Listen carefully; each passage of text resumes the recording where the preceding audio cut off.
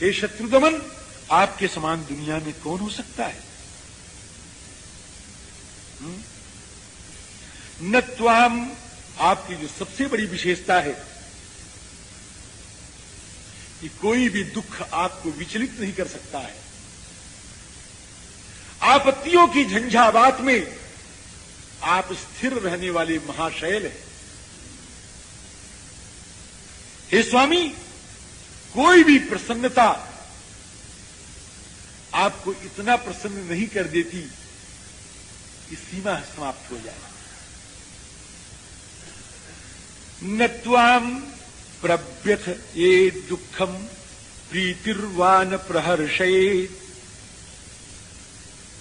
आपकी बात बड़े बड़े वृद्ध मानते हैं, ज्ञान वृद्ध, वयोवृद्ध, तपवृद्ध, ये सब आपकी बात मानते हैं। सब कहते हैं कि आप जो सोचते हो कोई नहीं सोच सकता, लेकिन आप किसी भी काम को बगैर वृद्धों से पूछे हुए नहीं करते। हाँ, सम्मतश्चापि वृद्धानाम तांश्च पृच्छसि संशयान। लोग क्या करते हैं? अपने बुद्धि वैभव का घमंड करके, अपने बुद्धि वैभव का घमंड करके लोग कहते वो हमको क्या बताएगा, उससे हम क्या पूछें, हम तो इतने बड़े विद्वान हैं। अपने वैदुष्य के चंद शब्दों को रट करके, चंद शब्दों को रट करके और उसके वैदुष्य के घमंड में फूल करके आजकल लोग कहते हैं हमसे बड़ा कौन है। 4 शब्द रटा है, 4 शब्द, जिसको एक तेज विद्यार्थी 4 महीने में रट सकता है। और उन 4 महीने के रटे हुए शब्दों को याद करके और उसके घमंड में फूल करके लोग कहते हैं हमसे बढ़ के कौन है दुनिया में। लेकिन हे रघुनंदन, बड़े बड़े वृद्ध, बड़े बड़े अनुभवी, बड़े बड़े विद्वान आपकी बुद्धि की प्रशस्ति करते हैं, लेकिन आप उनसे पूछे बगैर कोई काम नहीं करते। ऐसी योग्यता किसमें हो सकती है?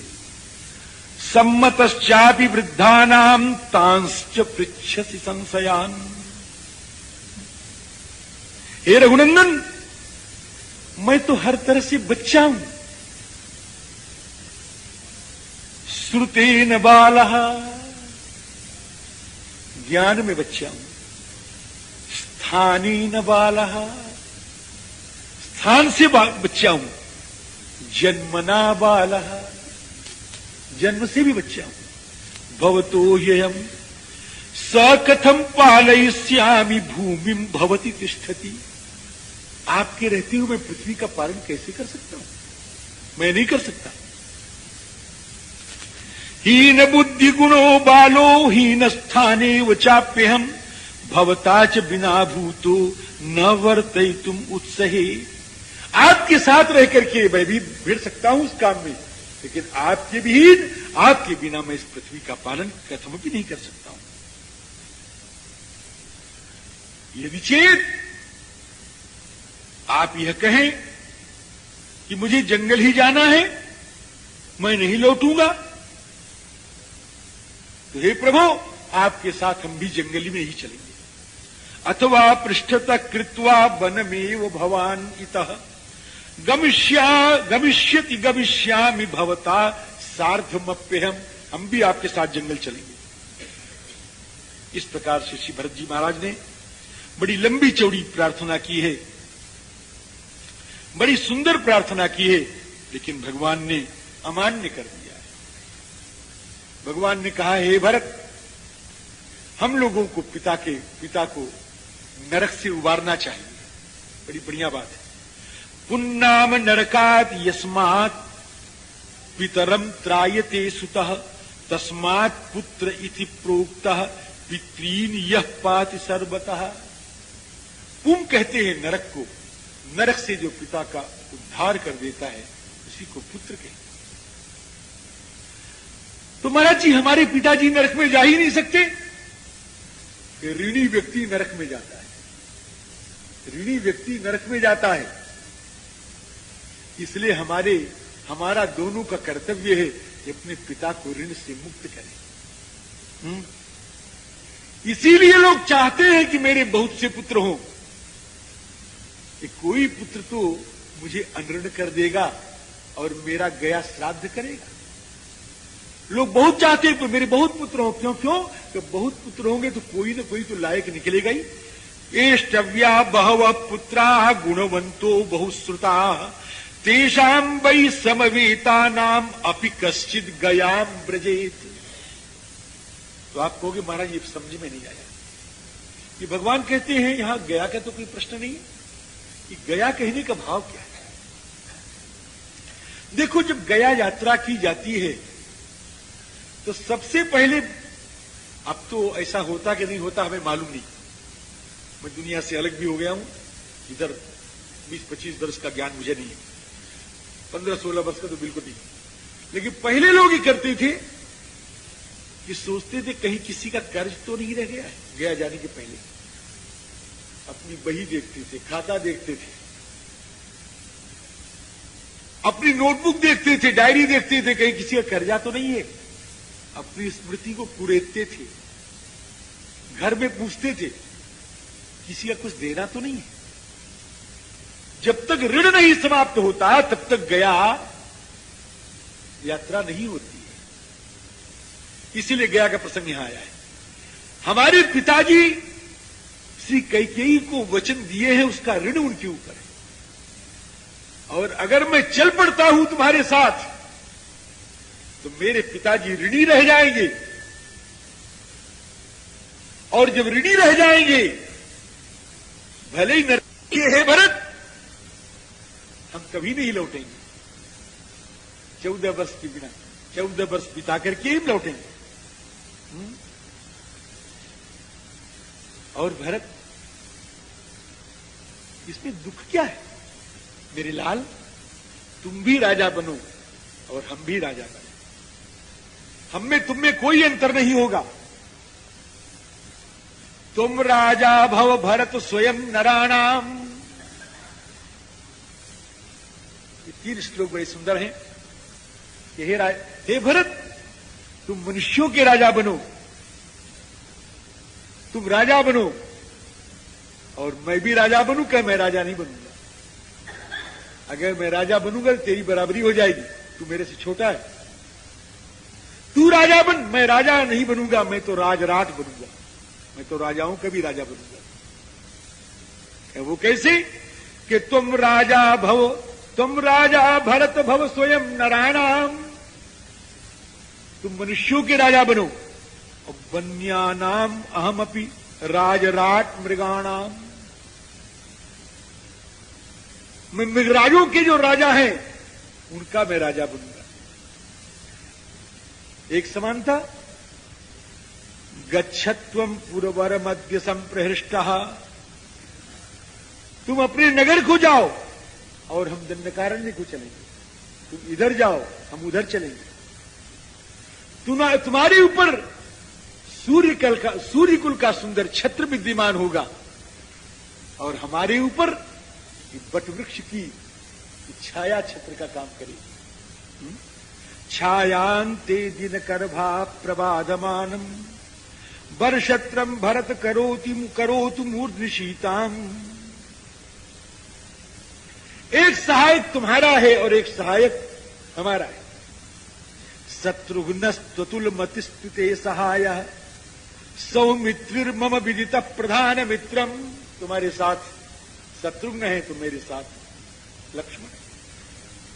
इस तरह से हे भरत, तुम प्रसन्नतापूर्वक नगर जाओ, हम प्रसन्नतापूर्वक जंगल की ओर चल रहे हैं। चत्वारस्तनय बराबयम नरेन्द्रम सत्यस्थम भरत चराम मां विषीद। हे भरत, दुखी मत हो, विषाद को प्राप्त मत करो। अब जब इस प्रकार से श्री राम जी कह रहे थे, एक जाबाली नाम के महात्मा जो दशरथ जी के मंत्री वर्गों में हैं, गुरु वर्गों में हैं, उन्होंने उनको क्रोध आ गया और जाबाली ने कहा क्या नरक नरक स्वर्ग स्वर्ग कह रहे हैं। कौन नरक है, कौन स्वर्ग है, किसने देखा है स्वर्ग, किसने देखा है नरक, जो हो रहा है सो यहां होने दो, है ना। उन्होंने कुछ ऐसा कहा जैसा आज के लोग कहते हैं जाबाली, लेकिन वो बड़े अच्छे महात्मा थे। लेकिन सुनकर के राम जी महाराज नाराज हो गए, और राम जी बहुत नाराज हुए, बहुत नाराज हुए, और नाराज होकर कहते हैं कि हमारे समझ में हमारे पिताजी से बहुत बड़ी गलती हो गई कि आपको मंत्रिवर्ग में रखा है, नियामकों में आपको रखा है, ये मेरे पिताजी से गलती हुई। निंदा में हम कर्म कृतम पितुस्तत् यस्त्वाम अगृहणात विषमस्थ बुद्धि। आप ऐसे नास्तिक को मेरे पिता ने अपने मंत्रिवर्ग में रखा है, ये मेरे पिताजी की गलती। जाबाली महात्मा ने कहा, रघुनंदन हम नास्तिक नहीं हैं। भरत की बात को आप बार बार ना कर रहे थे, मुझे क्लेश हो गया, तुम्हारे जंगल में व्यास को देख करके मुझे क्लेश हो गया, मेरा वत्सल हृदय तड़प उठा, और मैंने नास्तिकों से बात कर दी कि वो इसलिए कि तुम मेरी बात सुन के लो। निवर्तनार्थम तव राम कारणात् प्रसादनार्थं च मयेत दीरितम। तुमको प्रसन्न करने के लिए मैंने ऐसे कहा। क्रुद्धमाज्ञाय रामम तु वसिष्ठ प्रत्युवाच। श्री राम जी को क्रुद्ध समझ करके वशिष्ठ जी ने भी कुछ कहा कि महर्षि जाबाली ऐसे नहीं है, इनको ऐसा मत समझो।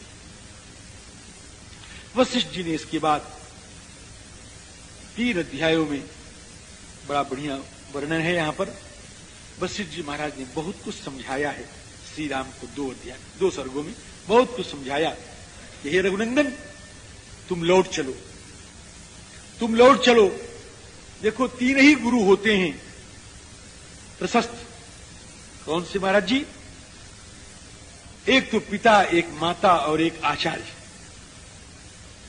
लेकिन पिता से भी आचार्य का दर्जा ऊंचा है।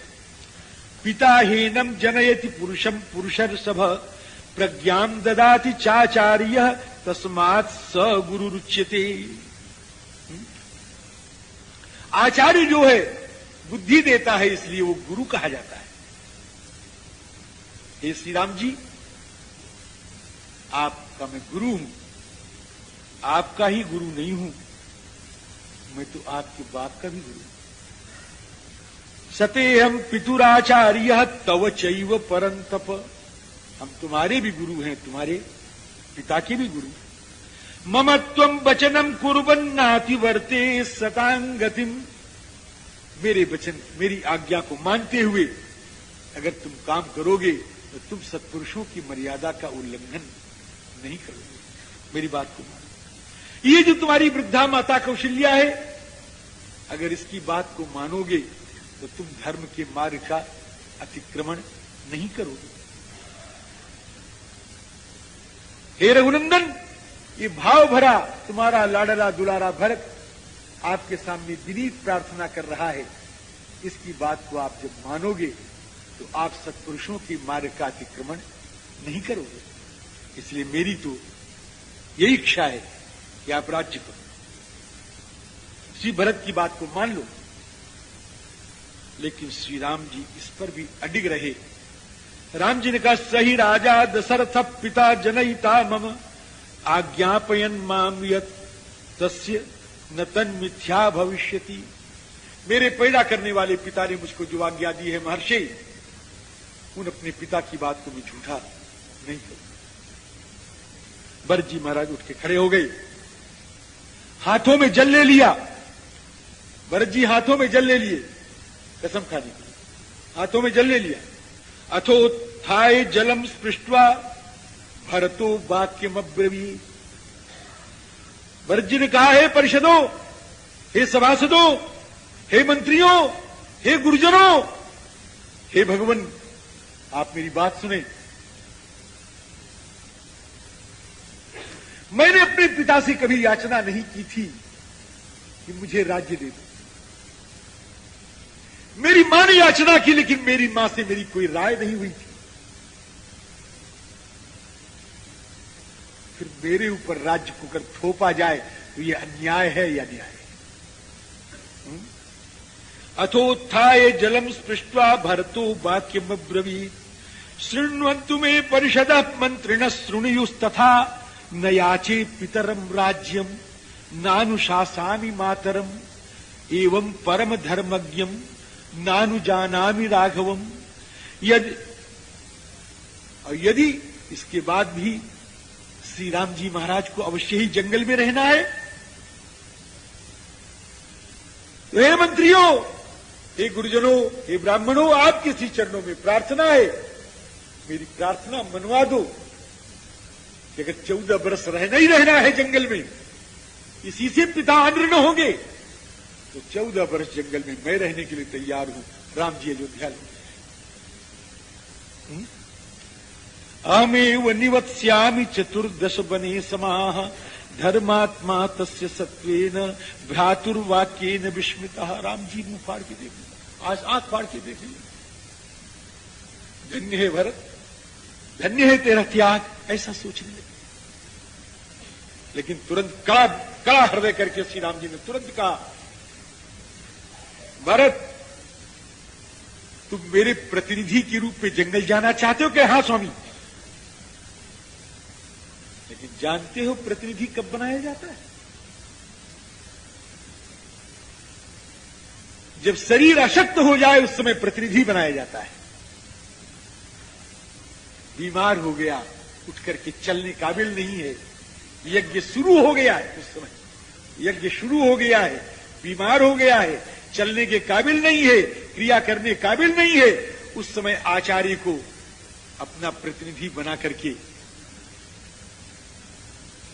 जजमान काम चला सकता है। लेकिन जजमान कहे कि मुझको तो नींद आ रही है, मैं जाके सोऊंगा, आचार्य जी आप जरा काम कर लेना, उसको उस यज्ञ का फल कभी नहीं मिलेगा। अशक्तावस्था में ही बहुत से लोग कहते हैं, बहुत से हमने मारवाड़ी स्त्रियों में बहुत देखा हमारे, है ना, हमने बहुत देखा, एक नहीं देखा बहुत देखा है कि 5 रुपया ले लीजिए, अब तो ज्यादा हो गया होगा, कीमत बढ़ गई होगी, ये 5 रुपया ले लो और आज एकादशी व्रत कर लो, आ गए हैं जरा सा मेरा मन कर रहा है भोजन करने की। पंडित, मैंने बहुत देखा है महाराज, हंसने की बातें मैंने बहुत देखा है, लेकिन देवियों ये अनुचित है। ऐसे समय में कभी भी प्रतिनिधि ऐसे नहीं चुना जाता, प्रतिनिधि अशक्तावस्था में ही चुना जाएगा। आचार्य भी कह देते हैं, अच्छा तुम काम करो, मैं तो तुम्हारा प्रतिनिधि वही हूं, तुम जाओ काम कर लो। गलत, ऐसे प्रतिनिधि नहीं चुना जाता।